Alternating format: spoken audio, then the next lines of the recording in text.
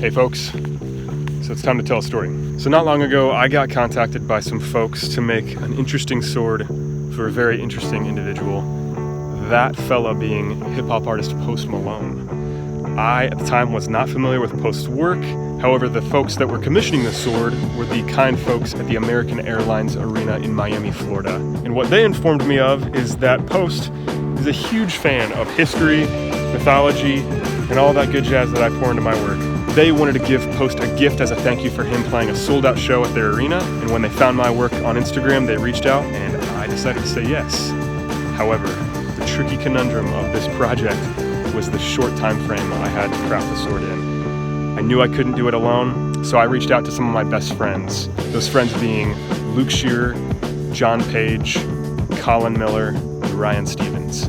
These men are incredibly talented. I'm so thankful to call them friends in my life, and I'm extremely thankful that they took time out of their schedule, flew here to Indiana, and helped me get the sword done in time. And despite all odds, we did get it done in time. And not only that, we genuinely love the sword we crafted. One fun design feature to know about this sword is that we based it off of a face tattoo of a Scottish claymore that Post actually has. Because we wanted it to be personal to him, we asked the team there at the arena to take some footage of them giving the sword to Post. Unfortunately, they didn't do that. However, we documented the most of the process of making the sword as possible, and we're really excited to share it with you here. So, we hope you enjoy this glimpse at the crafting of a custom sword for Post Malone.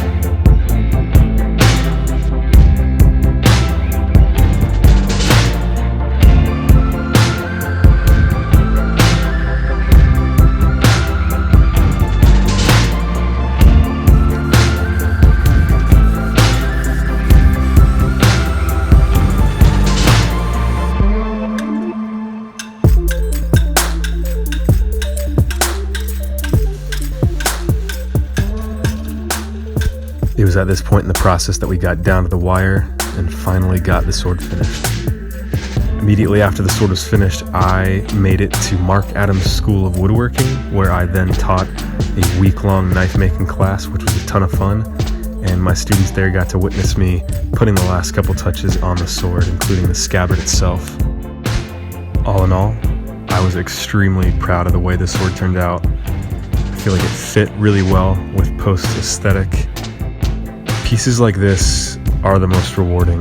Collaborative projects that have a deadline that's challenging, push you to your limits, and really forces you to tap into skills that you maybe don't even know that you had.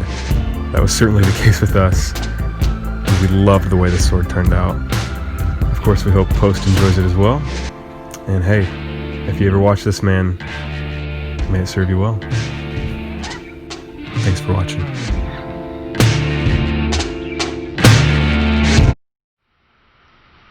If you want to see more details about how we went about crafting this sword in way more depth, then consider joining my Patreon community at patreon.com/cedarlore.